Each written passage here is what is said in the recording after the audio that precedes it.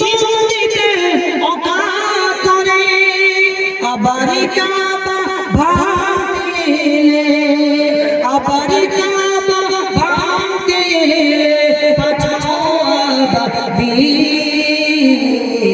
দাও প্রভু দাও আমায় আবার ওমর ওয়ালাদি দাও প্রভু দাও আমায় আবার ওমর ওয়ালাদি। সম্মানিত ভাইরা আমার, এখন পর্যন্ত আপনারা যে সাড়ে 12টা হয়ে যাওয়ার পর আপনারা যে জায়গায় বসে আছেন, শুনে আল্লাহ নাই বিশ্বনবী তিনি আমাদের জন্য কত কষ্ট করেছেন। তিনি যখন মক্কার মাটিতে যখন তিনি আসলেন ইসলাম প্রচার করতে চেয়েছেন, কোরআনের বাণী মানুষের দরজায় দরজায় তিনি পৌঁছায় দিয়েছেন, কিন্তু কাফির বেঈমানরা আবু জাহেল আবু লাহাব অথবা শাইখা আল্লাহর নবীকে সমানভাবে তারা সাজাচ্ছে, তারা আল্লাহর নবীর উপর নির্যাতন চালাচ্ছে। নবীজি আমার তিনি একদিন নামাজ পড়তে চেয়েছেন, নামাজ পড়তে পড়তে কাবা শরীফের ভিতরে আল্লাহর নবী তিনি একদিন নামাজ পড়তেছে, নামাজ পড়তে পড়তে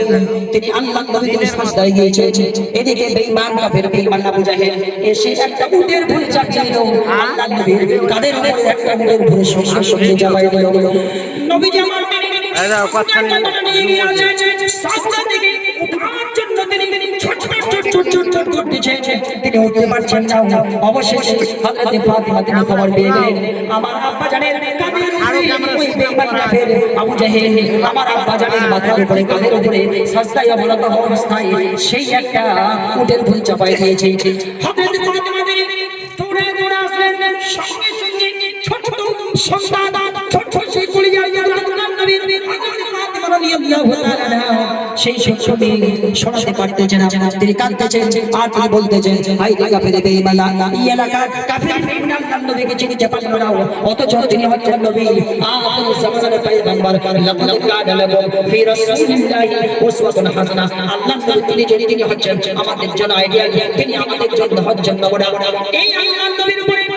নির্যাতন করছে, জুলুম করছে, অত্যাচার করছে। সম্মানিত ভাইরা, এইভাবে করে আল্লাহর নবীর উপরে মক্কার মধ্যে থাকার সময় আল্লাহর নবীর নির্যাতন চালাইছে। সম্মানিত ভাইরা, হযরত খাব্বাব তিনি আল্লাহর নবীকে তিনি একদিন শিকায়ত করতে চেয়েছেন, ইয়া রাসূলুল্লাহ সাল্লাল্লাহু আলাইহি ওয়াসাল্লাম শাকাওনা ইলা রাসূলিল্লাহ সাল্লাল্লাহু আলাইহি ওয়াসাল্লাম ওয়া হুয়া মুতাওয়াসসিল বুরদাতুন ফি দিল্লিল কাবাতি। আল্লাহর নবীকে হযরত খাব্বাব এসে তিনি শিকায়ত করতেন, ইয়া রাসূলুল্লাহ সাল্লাল্লাহু আলাইহি ওয়াসাল্লাম আমরা তোমার খেয়ে পড়ে গেলাম। ইয়া রাসূলুল্লাহ আল্লাহর নবী তিনি মক্কা শরীফের খাবার ছায়ার নিচে আল্লাহর নবী তিনি আরাম করছেন। এমন সময় হযরত খাব্বাব বিন আরত এসে বলছেন, ইয়া রাসূলুল্লাহ আমরা তো মার খেয়ে মরে গেলাম, আপনি কি আমাদের জন্য আল্লাহর কাছে একটুখানি কি দোয়া, আপনি কি আল্লাহর কাছে একটুখানি কি দোয়া করবেন না? নবীজি তিনি বলেন, তোমরা কি জানো না তোমাদের পূর্বে এই জমিনের মধ্যে এমন কিছু আল্লাহ ওয়ালা আল্লাহর দ্বীন ইসলাম প্রচার করার জন্য তারা এসেছিল, তারা আসার পর ফায়ুখাদু রাজুল তাদেরকে তারা ধরতো, ওই ফায়ুখাদু রাজুল তাদেরকে তারা ধরতো, আর ধরে নেওয়ার পর ওই সমস্ত কাফের বেঈমানরা এই মুসলমানদেরকে আল্লাহর জমিনে, এই কাফের বেঈমানরা আল্লাহর জমিনে তারা কবর পর্যন্ত তাদেরকে কেড়ে দিত। তাদের মাথার উপরে একটা আড়ি রাখতো, আড়ি রাখার পর সেই আড়িটা দিয়ে কোড়া দিয়ে মাথার উপরে আঘাত করতো, আর একটা আঘাত দিয়ে তাদের সেই মাথাটাকে দ্বিখণ্ডিত করে দেওয়া হতো। ফলে শোনো, সেই সমস্ত কাফের বেঈমানরা মুসলমানদের উপর এত নির্যাতন, এত জুলুম, এত অন্যায় অত্যাচার করার পর সেই যুগের মুসলমানরা এক বিন্দু তাদেরকে ইসলামের রাস্তা থেকে কেউ সরাতে পারে নাই। ও বাবা, বরঞ্চ তোমরা তাড়াহুড়ো করছো, তাড়াহুড়োর কিছুই দরকার নেই। দেখতেই পাবে একটা দিন আসবে মানুষেরা ইসলাম করবে, তাদের কোনো রকমের কোনো অসুবিধা হবে না। মেয়েরা তারা কলেজ যাবে, ইউনিভার্সিটি যাবে, খুব সুন্দর করতে পারবে। যদি দেখবা ইসলাম যেদিন কায়েম হয়ে যাবে এই দুনিয়ার মাটিতে, যখন ইসলাম কায়েম হয়ে যাবে সেদিন দেখতে পাবে সবাই খুব সুন্দর করে নিজের পথ যেতে পারবে। চোখ ছাড়বে না সেদিন, দেখতে পাবে সুন্দরভাবে সবাই একটা রাস্তা দিয়ে চলতে পারবে, কেউ কোনোদিন তাদেরকে বাধা প্রদান করবে না। নেট নাই, সোলো কেউ বাধা দেবে না। মক্কা শরীফে থাকতে গিয়ে দারুণ নির্যাতিত হচ্ছে কাফের বেঈমানরা চুপ চুপ চুপ চুপ আল্লাহর নবীকে শোনাচ্ছে আপনি তো জানেন আল্লাহর নবীকে শোনানোর পর নবীজি আমাদের ইসলামের কথা তিনি মানুষের সব জায়গায় পৌঁছাইছেন কাফের বেঈমানরা আল্লাহর নবীর বাড়ি থেকে একবার ঘেরাও করে নিল আল্লাহ পাক উপর থেকে জানাই দিলেন ইয়া রাসূলুল্লাহ সাল্লাল্লাহু আলাইহি ওয়াসাল্লাম কাফের বেঈমানরা আপনার বাড়িটাকে তারা ঘেরাও করে নিয়েছে সকাল বলে তারা তাদের নোংরা তরবারি দিয়ে আপনাকে কেটে কেটে টুকরো টুকরো করে দেবে সুতরাং ইয়া রাসূলুল্লাহ আপনি উঠে আর ওঠার পরে সঙ্গে সঙ্গে আপনি মক্কা ছেড়ে মদিনার দিকে চলে যান আল্লাহর নবী থেকে উঠলেন আর ওঠার পর তিনি দেখতে পাচ্ছেন সঙ্গে সঙ্গে ওঠার পর হযরত আলী রাদিয়াল্লাহু তাআলা আনহুর কাছে গেলেন আর হযরত আলীকে বলছেন ওরে আলী আল্লাহ পাক তিনি অর্ডার করেছেন আর কাফের বেঈমানরা আমাকে মারার জন্য তারা আমার বাড়িটাকে ঘেরাও করে নিয়েছে ও আলী শুনো আমার চাচু গায়ে দিয়ে আমার বিছানার উপরে তুমি শুয়ে থাকো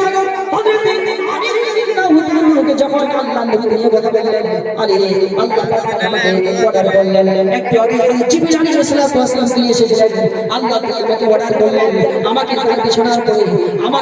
আমাকে মক্কা ছেড়ে মদিনার দিকে চলে যাওয়ার কথা বলা হলো সুতরাং আলী আমার গায়ের চাদর গায়ে দিয়ে আমার বিছানার উপরে শুয়ে থাকো হযরত আলী তিনি বলেন ইয়া রাসূলুল্লাহ আপনার গায়ের চাদর গায়ে দিয়ে আমি আপনার বিছানার উপরে শুয়ে থাকবো আর সকাল হলে কাফের বেঈমানরা তাদের নোংরা তরবারি দিয়ে আমাকে কেটে কেটে কেটে কেটে টুকরো টুকরো করে ফেলবে কারণ তারা আপনার গায়ের চাদর গায়ে দিয়ে যখন আমি শুয়ে শুয়ে তখন আমাকে মোহাম্মদ মনে করবে আর মোহাম্মদ মনে করে তারা তাদের তরবারি দিয়ে তারা আমাকে কেটে কেটে কেটে টুকরো টুকরো করে দেবে সুতরাং ইয়া রাসূলুল্লাহ আমি এতটুকু ভয় করি না ভয় করি না আমি শুধু এটাই দেখতে পাবো পরে আনন্দ পাবো যে আপনি আল্লাহর হাবিব তিনি দুনিয়ার বুকে বেঁচে আছে আলীকে শুইয়ে দিলেন নিজের বিছানায় আলীকে শুইয়ে দিলেন নিজের বিছানায় তাই নবীজি গভীর রাতে আবু বকরকে সাথে নিয়ে তাই নবীজি গভীর রাতে আবু বকরকে সাথে নিয়ে আল্লাহর নবী সামন দিয়ে হেঁটে হেঁটে যায় নবীজি আলীকে শুইয়ে দিলেন নিজের বিছানায় আলীকে শুইয়ে দিলেন নিজের বিছানায় আল্লাহর নবী সঙ্গে সঙ্গে তিনি বাড়ি থেকে বের হয়ে গেলেন বাড়ি থেকে বের হওয়ার পর দেখতে পাচ্ছেন চতুর্দিকে নবীর সেই বাড়িটাকে ঘেরা করে নিয়েছে আল্লাহ নবী সঙ্গে সঙ্গে এক মুঠো বালু উঠালেন এক মুঠো বালু উঠে ছুটে চলে যায় আর একদিকে ছুটে যাওয়ার পর সঙ্গে সঙ্গে সমস্ত কাফের বেঈমানদের চোখ পর্যন্ত চলে গেল কাফের বেঈমানরা চোখটাকে এইভাবে করে মলতে আরম্ভ করলেন আর সেই জায়গা থেকে আল্লাহ নবী সুন্দর করে বের হয়ে গেলেন পরবর্তী সময়ে প্রিয় হাবিব জনাবে মুহাম্মদুর রাসূলুল্লাহ সাল্লাল্লাহু আলাইহি ওয়াসাল্লামকে ডাক দিয়ে বলতেছে ওয়া মা রামাইতা ইদ রামাইতা ওয়ালাকিন্নাল্লাহ রামা তুমি যখন বাড়ি থেকে বের হয়েছিলে তখন তো শুধু আমার একটি পাথরগুলো নিক্ষেপ করেছিলে বালুগুলো নিক্ষেপ করেছিলে সমস্ত কাফের বেঈমানদের চোখ পর্যন্ত কিভাবে সমস্ত ঝুলাগুলো চলে গিয়েছিল এটা আমার পুত্র প্রমাণ করেছিল জি জি সম্মানিত ভাইরা আল্লাহর নবী সেই জায়গা থেকে বের হয়ে যাওয়ার পর সোজা হযরত আবু বকর সিদ্দিক রাদিয়াল্লাহু তাআলা বাড়ির দিকে চলে গেলেন বাড়ির দিকে যাওয়ার পর সঙ্গে সঙ্গে হযরত আবু বকর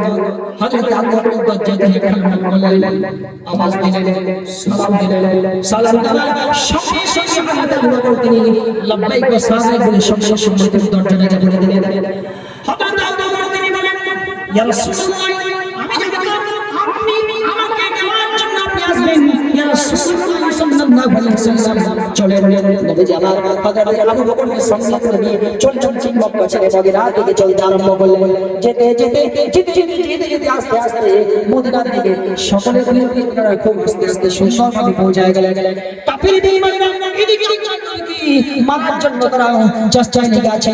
নবীকে পেলে আবু বকরকে পেলে তারা এই জমিন থেকে আল্লাহর জমিন থেকে তারা বিদায় করে দেওয়ার জন্য নবী মুহাম্মদ সাল্লাল্লাহু আলাইহি ওয়াসাল্লামকে এবং এই আবু বকরকে তারা খুঁজতে আছে। জি আস্তে আস্তে করে এইভাবে করে দুজনেই মিলে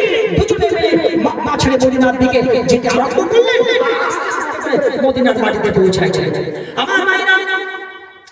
তাই তো আমি আপনাকে বলি স্মরণ করেন আল্লাহর নবীর সেই যুগ, আল্লাহর নবী বিশ্বনবী মুহাম্মদুর রাসূলুল্লাহ সাল্লাল্লাহু আলাইহি ওয়াসাল্লাম তিনি আমাদের জন্য কতই না কষ্ট করেছে, সাহাবায়ে কেরাম কতই না কষ্ট করেছে। আল্লাহর নবী তিনি সেই তায়েফের ময়দানে গেলেন। তায়েফের ময়দানে যাবার পর আল্লাহর নবী তিনি সেই কথা বললেন, ইসলামের কথা বললেন, কোরআনের কথা বললেন, মানুষকে দিনের দিকে নিয়ে আসলেন। মানুষ যেন দিনের দিকে আসে, দিনের পথে আসার জন্য, হেদায়েতের পথে আসার জন্য আল্লাহর নবী তায়েফের মাটিতে গিয়ে আল্লাহর নবীর সঙ্গে সঙ্গে তায়েফের মাটিতে যাওয়ার পর আল্লাহর নবী তিনি সেই তায়েফবাসীদেরকে বললেন, তোমরা সবাই ঈমান নিয়ে আসো, ইসলামকে কবুল করে নাও। সম্মানিত ভাইরা, কিন্তু নবী আমার তায়েফের মাটিতে যখন গেলেন ইসলাম প্রচার করলেন, কিন্তু বিনিময়ে সেই জায়গা থেকে মার খেয়ে গিয়ে আল্লাহর নবী তিনি সেই জায়গা থেকে আসলেন। তায়েফের কাফেরেরা চিনল না সেই আলো।